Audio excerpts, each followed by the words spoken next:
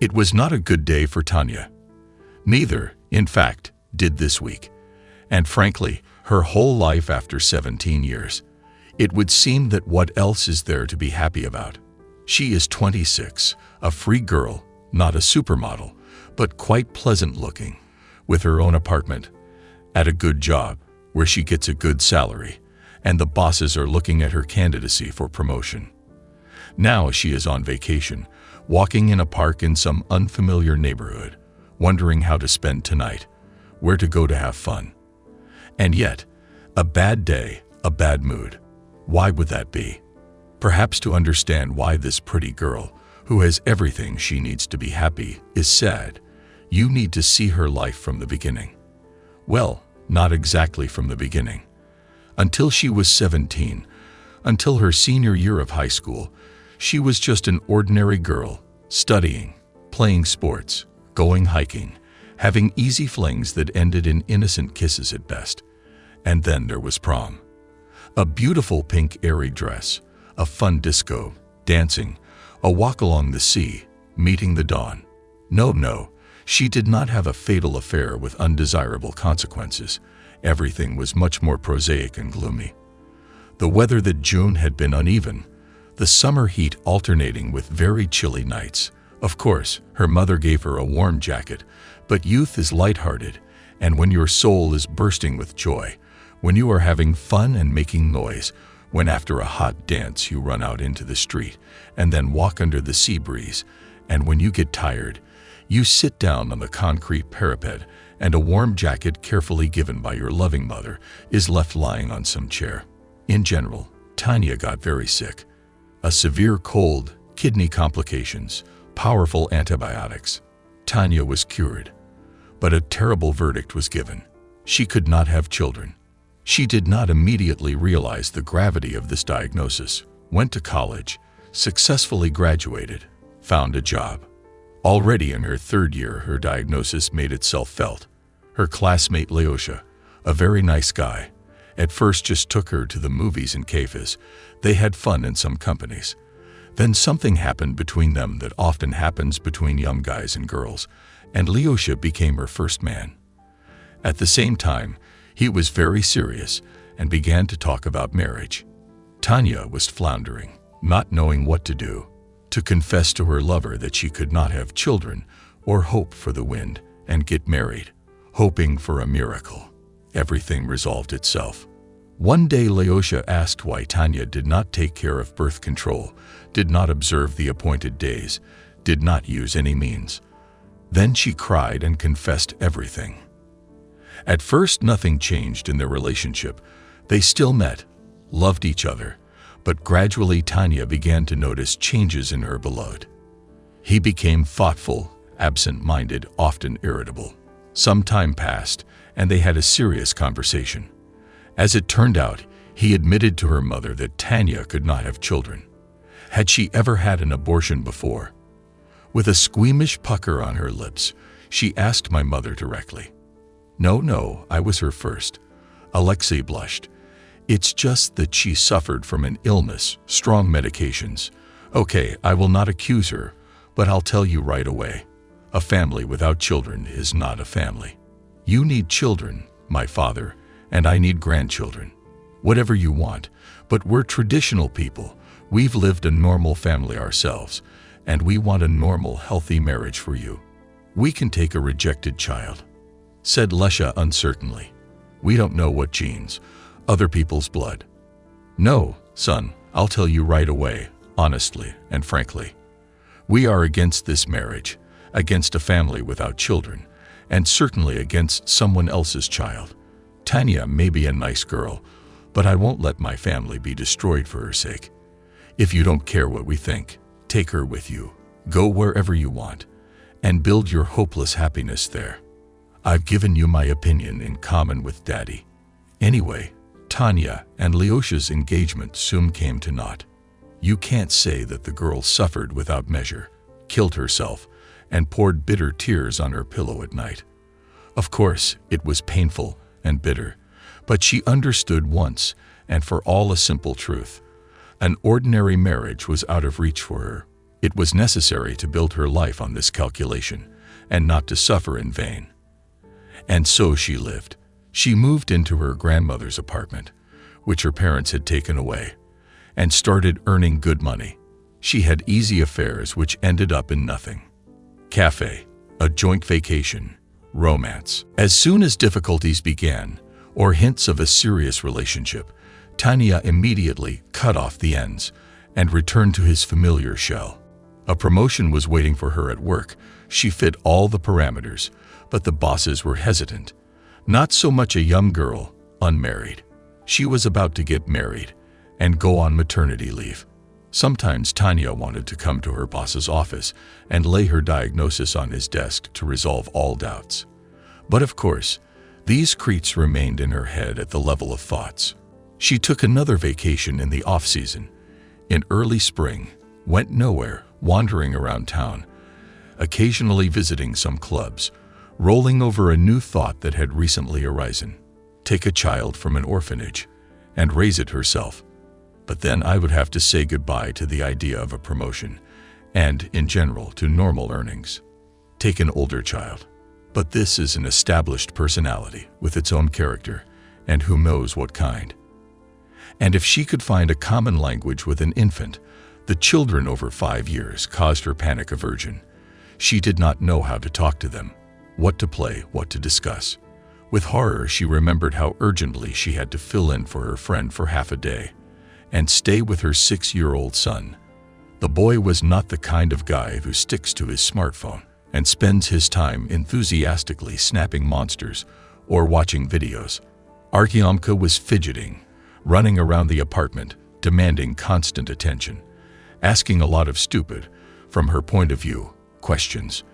Even when he took the gadget, she could not rest. He demanded to participate in the game as a partner, or, at the very least, to be present, to admire his agility and courage.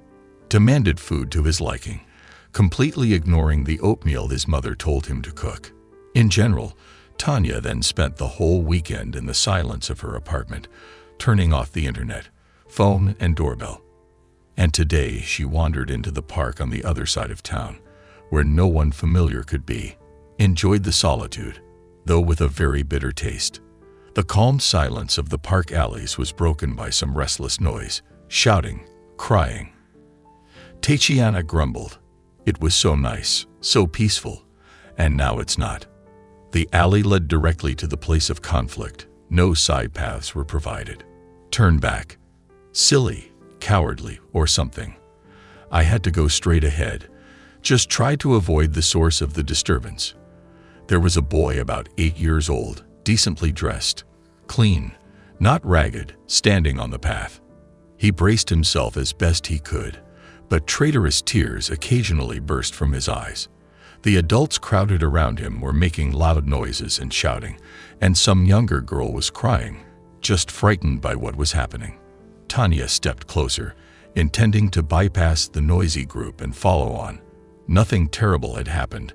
The boy must have gotten lost. But she paused. The boy's face seemed familiar to her. The boy noticed her gaze, smiled a little uncertainly. No, clearly she had seen him before. Stretched her memory. Who did he remind her of? Is it Pavel? Exactly, Pavel Krasovsky. They worked together 2 years ago. They even had a planned affair, but Tanya was afraid of difficulties. Pasha was in the process of divorce. He and his wife could not decide with whom her son would stay, and at some point she was afraid that he would stay with his father and she would have to find contact with him. It seems that the boy's name was Igor. They had seen each other several times, but they did not find a common language. The girl made up her mind and got closer to him. One thing, some unfamiliar boy. Another, the son of her former colleague. At least, she squeezed in closer and asked a little tentatively, "Your last name is Krasovsky, Bagor. Are you lost?" "Yes, yes," joyfully nodded the boy, and in the surrounding crowd sounded joyful exclamations. Suddenly, all at once, everyone left, and Tanya and Igor were alone. "And how did you get lost?" Tanya asked.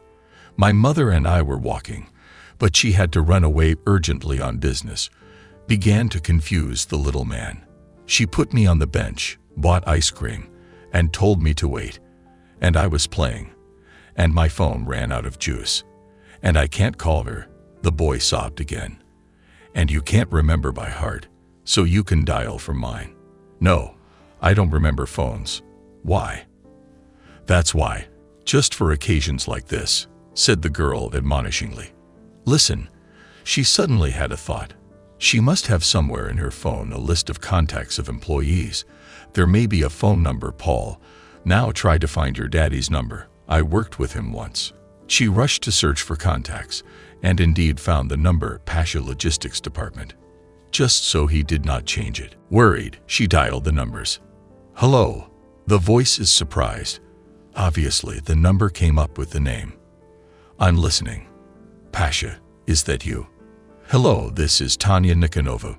We worked together, remember? I remember, Tanya. Of course I remember. I'm glad to hear your voice. My voice is excited, clearly not just a polite phrase. Pasha, I'm very glad to hear you too. But listen, there's such a story. Anyway, your Igor got lost here. I met him by chance in the park. I recognized him. I don't quite understand what happened with his mom. Let me give him the phone, and he will explain everything to you himself. The boy grabbed the phone and started babbling into it about mom, about the dead phone. He listened to Daddy's answers, then handed the phone back to Tanya. Tanya, my dear, please help me. Stay with Gorik for a while. I'll call Inna. I'll find out. He can't explain anything properly. Yes, of course, Pash. I'll be in touch. I won't let Igor go anywhere. Call me when you know everything. Pavel called 20 minutes later. His voice was still full of anger. Tanya, can you imagine? It turns out that hen just left him in the park, alone. An 8-year-old boy alone. And she rushed off on a date, can you imagine? So that Gori wouldn't get in her way. Please, stay with him for an hour or two. I can't get off work right now. The boss won't let me go until I finish everything. You can go to the movies, to a cafe, to the amusement rides, and I'll give you some money. But get out of the park. So this, can't find you. I'll call you later. I'll meet you. I'm begging you. Help me out. Sure, Pash. But don't send any money. I've got it. We'll settle accounts later, if anything. She pressed off and smiled. Well, Gorik, is that what your father calls you? Come on, let's grab a bite to eat first, and then go on the rides, huh? Ooh, nice. I'm as hungry as a wolf. They had a very good meal of chops and potatoes, drank cocoa and cakes. They squealed and rode a chain carousel. Then they shot at targets at the shooting range, where Igor only won a lollipop. And Tanya, who used to go to the shooting section, knocked out a box of Lego and a transformer car. The elderly, mustachioed owner of the ride handed her the prizes, winking and smiling. He was not upset at all.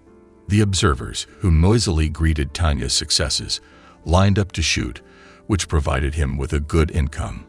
Of course, she gave the box to the shining boy, and he pressed it to his chest, keeping his admiring eyes on the girl. In the haunted room, he, like a real man, tried to cover Tanya from the clawed paws reaching for her, himself frozen with fear. And she, stifling a half-serious squeal, hugged her protector, and they walked out of there with each other. When Pasha arrived at their house, the couple were relaxing, eating fruit dessert on the outdoor veranda of the cafe. For some reason, Tanya felt very at ease with Igor. They chatted like old friends and were not bored at all. As they parted, the boy threw himself on her neck, gave himself a kiss, and kissed her several times himself. And his father took an iron promise next time to go out with Auntie Tanya. She's so cool, ooh. To be honest, Aunt Tanya also wanted to throw herself on Gorky's father's neck, and he wanted it even more. But they said goodbye, keeping a stiff look. No need to rush things. The day that had begun so tediously ended so gloriously. Tanya was very tired, but it was the tiredness of a happy person. She went to bed in a great mood. not knowing that today she had taken the first step toward her happiness with her future husband and son, whom after this story Daddy would take for himself, which the ex-wife would be only too happy about. And 3 years later, they will have an adorable little Svetlanka. And the doctors will raise their hands and say that it is a miracle, not described in medicine.